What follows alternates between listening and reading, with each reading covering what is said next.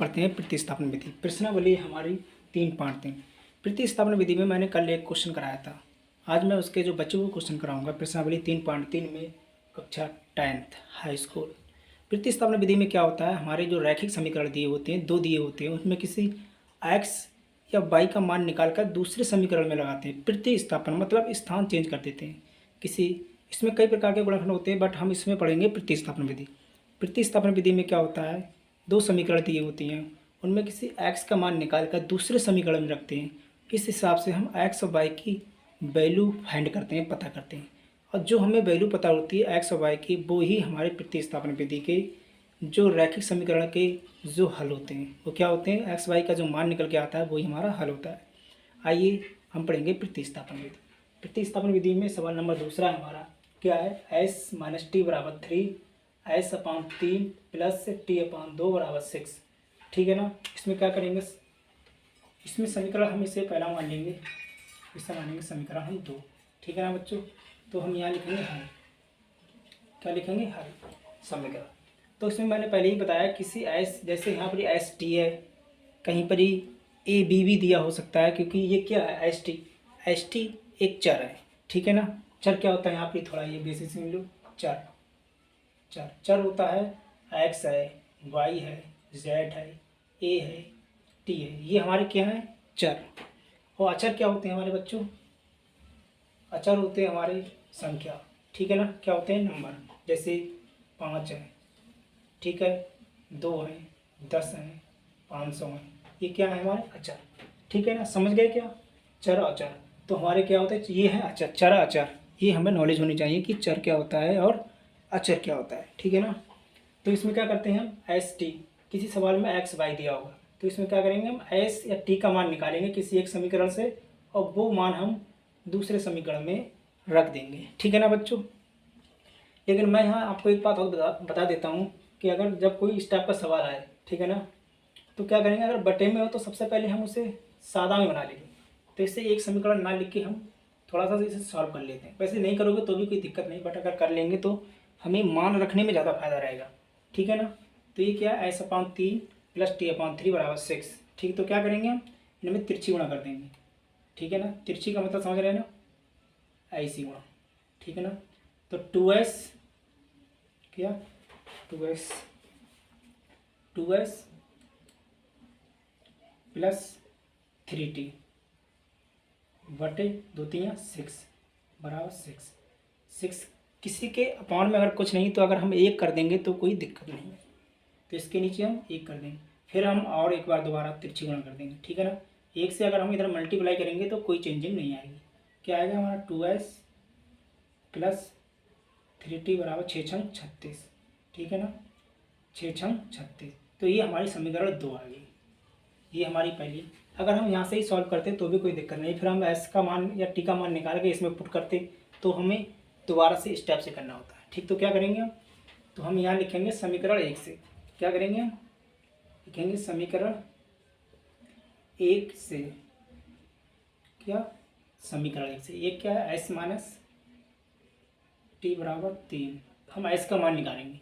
s का मान जो निकालेंगे वो हम समीकरण 2 में पुट कर देंगे। ठीक है ना। आइए, s = 3 + t। ठीक है ना। ये हमारा s का मान निकला। इससे हम समीकरण मान लेंगे 3। क्या मान लेंगे बच्चों, समीकरण 3। ठीक है ना। चलो, समीकरण 3। तो s का मान समीकरण कहाँ रखेंगे हम, 2 में। तो एक लाइन और लिखेंगे हम, क्या लिखेंगे, समीकरण 3 का मान कहाँ रखने में, समीकरण 2 में रखने में। कहाँ रखने में बच्चों, समीकरण 2 में रखने में। 2 में रख दो। एस का कितनी वैल्यू है, 2। डायरेक्ट वैसे ये स्टेप यहाँ लिख दो, कोई डायरेक्ट मान लगा देते हैं। 2, एस की वैल्यू कितनी है, एस की यहाँ पे एस की वैल्यू पुट कर देंगे, कितनी है, 3 + t। ठीक है, प्लस आगे की स्टेप का 3t = 36। ठीक है ना। 2 है, मल्टीप्लाई कर देंगे, 2 3 6 plus 2t plus 3t equal मतलब बराबर। ठीक है ना, 36। तो क्या करेंगे हम, टी सेम है, इधर 2t है, इधर 3t है, तो जुड़ जाएंगे। और ये क्या है 6, किसके हैं पॉजिटिव। अगर ये 6 इधर जाएंगे तो हमारे काय के हो जाएंगे माइनस के। प्लस की संख्या इधर दूसरी तरफ जाएगी बाईं तरफ तो नेगेटिव, नेगेटिव की पॉजिटिव, पॉजिटिव मतलब प्लस, ठीक है, नेगेटिव मतलब माइनस। 2 और 3 5, 5t 36 माइनस 6, 5t बराबर 36 में से 6 गए 30।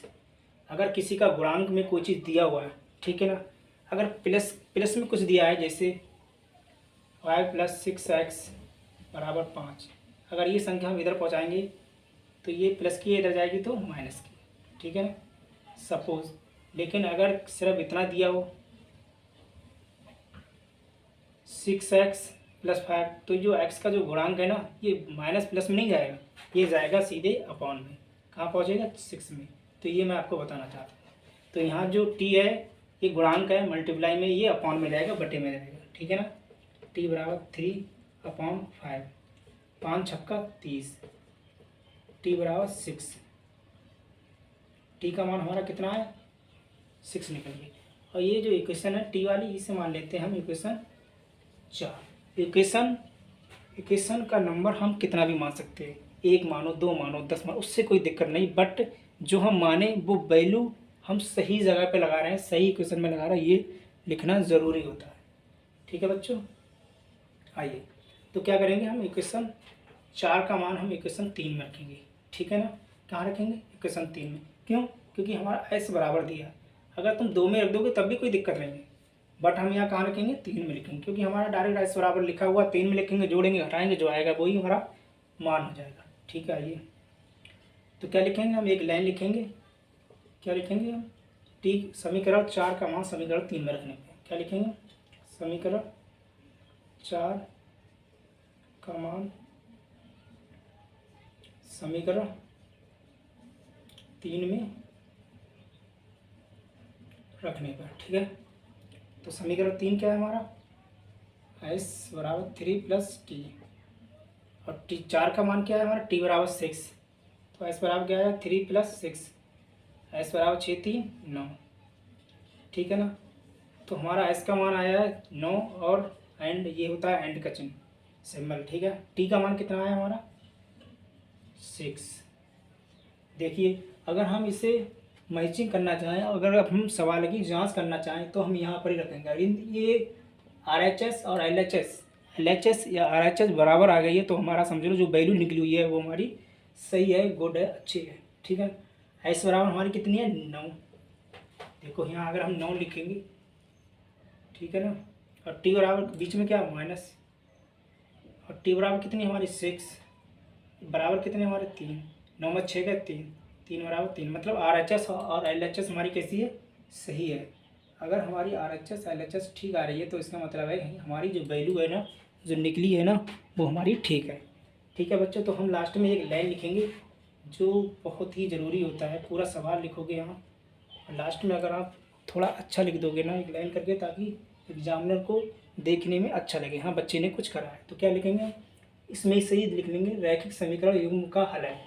एक लास्ट में लाइन लिखी जाएगी, क्या लिखी जाएगी, यहाँ लिखी जाएगी रैखिक समीकरण युग्म का हल है, क्या लिखा जाएगा, रैखिक समीकरण युग्म का हल है, फिर हम लिख देंगे यही s बराबर 9 एंड t बराबर 6, आंसर है, क्या है आंसर, ये हमारा आंसर आया है, ठीक है बच्चों। इसमें दूसरा सवाल है 3x - y बराबर 3 है, 9x - 3y बराबर 9। इसे हमें प्रतिस्थापन विधि द्वारा करना है। जैसे हमने आपको पहले बताया है कि प्रतिस्थापन विधि में सबसे पहले हम x या y का मान निकाल कर वो हम दूसरा समीकरण में रख देते हैं, जो x और y का लास्ट में जो रिजल्ट आता है, जो आंसर आता है, ठीक है ना, वही हमारा प्रतिस्थापन विधि का हल होता है, वही हमारा आंसर होता है। आइए देखते हैं हम, समीकरण 1 है, समीकरण 2, इसे हम नाम दे देते हैं समीकरण 1, इसे नाम दे देते हैं समीकरण 2। तो इसमें हमारी मर्जी है, हम चाहे समीकरण पहला ले लें, हमारी या आपकी, किसी से आप करके हल कर सकते हैं। तो हम क्या करेंगे, सबसे पहले पहला समीकरण लेंगे, क्या लिखेंगे हम इस यहाँ पर ही हल ही लिख देंगे, हल क्या लिखेंगे, समीकरण 1 से, एक समीकरण हमारा क्या है 3x - y बराबर 3, ठीक है ना। और ये हमारी मर्ज़ी है, चाहे हम एक्स का मान निकाल लें। अब तक हमने आपको पहले एक्स का मान निकाला, इसमें हम आपको वाई का मान निकालेंगे जो हमें अच्छा लगे, ठीक है ना। हम अगर एक्स का मान यहाँ निकालेंगे, ठीक है, तो वाई उधर जाएगा 3 + वाई, एक्स बराबर अपान में बटे में पहुँच जाएगी। लेकिन जब जहाँ तक हम ये देखेंगे कोई भी संख्या हमारी बटे में ना आए, ठीक है ना। आ जाएगी तो कोई दिक्कत नहीं है, बट लेकिन कैलकुलेशन करने में आपको डिफरेंट रहेगा, ऊपर नीचे करना पड़ेगा। इसीलिए हम सबसे पहले वाई की वैल्यू निकालेंगे, माइनस वाई को ऐसे ही रहने देंगे। ये प्लस का इधर जाएगा तो माइनस का हो जाएगा, -3x। अगर आप चाहो तो ये माइनस काट सकते हो, वो कैसे, इधर 3 - 3x, ठीक है। अगर हम यहाँ पे माइनस, ठीक है ना, माइनस कॉमन ले लेंगे तो क्या हो जाएगा, माइनस की जो माइनस का है वो प्लस का हो जाएगा, जो प्लस का है वो माइनस 3 प्लस के हैं तो माइनस के हो जाएंगे, जो 3x माइनस के हैं वो प्लस के हो जाएंगे। वो कैसे, यहाँ माइनस के लेंगे क्योंकि माइनस और माइनस की गुणा प्लस हो जाती है, minus minus plus, plus minus minus, तो एक माइनस ये एक माइनस ये कैंसिल हो जाएगा। तो y बराबर हमारा क्या आएगा, -3 + 3x। ये इक्वेशन हमारी हो जाएगी 3। अब मैंने पहले भी बताया था कि जिस मान से हम x या y की वैल्यू निकालते हैं जिस समीकरण में, और जो हम x या y का मान निकालते हैं वो हम उसी में नहीं लगाते हैं। जैसे ये समीकरण हमारा बना है यहाँ से, ठीक है ना, तो हम जो y की जो मान है जो हम तो पहले में नहीं रखेंगे, किस में रखेंगे, हम दूसरे में। तो क्या रखेंगे, देखिए, तो हम एक यहाँ लाइन लिखेंगे, क्या लिखेंगे, समीकरण 3 का मान समीकरण 2 में रखने का। क्या करेंगे हम बच्चों, समीकरण 3 का मान समीकरण 2 में रखने पर, ठीक है ना। आइए, क्या है हमारा, समीकरण 3 का मान समीकरण 2, समीकरण 2 क्या है हमारा, ये है। पहले हम पूरा समीकरण ही लिख लेते हैं, 9x - 3y = 9, ठीक है ना। y का मान है तो y की ढी आप रखेंगे -3, सॉरी यहाँ 3 हम पहले निकाल लेंगे, फिर y की वैल्यू पुट कर देंगे। y की वैल्यू हमारी क्या है, ये -3 + 3x = 9, ठीक है ना। 9x minus minus plus, 3 × 3 = 9, minus plus minus, minus से अंदर गुणा करी जाती है, माइनस माइनस की गुणा प्लस, माइनस प्लस की गुणा माइनस, ठीक है ना, याद रहना चाहिए। तो minus minus plus, 3 × 3 = 9, minus plus minus, minus और प्लस की गुणा माइनस, 3 × 3 = 9x = 9। एक बार और देखिए आप, ये माइनस के हैं ये प्लस के हैं तो ये कैंसिल हो जाएंगे, ठीक है। 9 = 9, मतलब इधर माइनस के 9 इधर प्लस के 9, तो ये भी कैंसिल हो जाएगा। लेकिन यदि हम ये कैंसिल कर देंगे तो क्या आ जाएगा हमारा लास्ट में, 0/0। बट यहाँ किसी x या y का किसी का मान हमारा निकल ही नहीं रहा है, तो हम क्या करेंगे, तो हम इसमें लिखेंगे कि 3x - 2y ये रैखिक समीकरण का हल नहीं है। यहाँ हम एक लाइन लिखेंगे, x y का कोई मान प्राप्त नहीं हो रहा है, प्राप्त नहीं हुआ, x और y का कोई मान प्राप्त नहीं हुआ। जब कोई मान ही प्राप्त नहीं हुआ तो क्या ये प्रतिस्थापन विधि द्वारा हल हो सकता है, नहीं हो सकता। बस यही हमारा आंसर है यहाँ पे। अगर इस टाइप का क्वेश्चन आ जाए तो आपको यहीं पर ही छोड़ देना है, ठीक है। जब एक्स वाई का मान ही नहीं लिख रहा तो हमें आगे करने की जरूरत ही नहीं। तो क्या लिखेंगे हम यहाँ पर, एक्स वाई का कोई मान प्राप्त नहीं हुआ, एक लाइन लिखना चाहो तो लिख दो, ये रैखिक समीकरण युग्म नहीं है।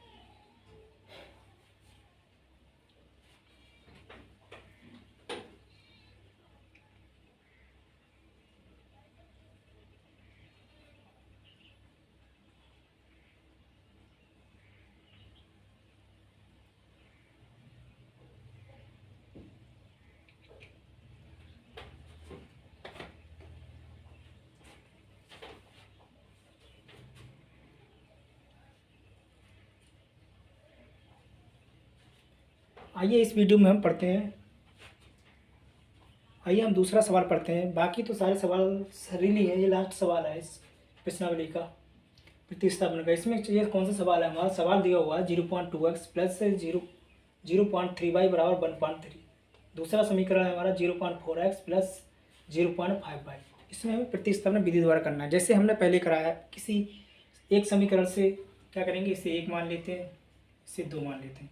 किसी एक या दो समीकरण से हम x का मान निकालेंगे, वो मान हम दूसरे समीकरण में रख देंगे और हमें x और y का मान प्राप्त हो जाएगा। जो मान प्राप्त होगा वही हमारा रैखिक समीकरण एवं का हल होगा।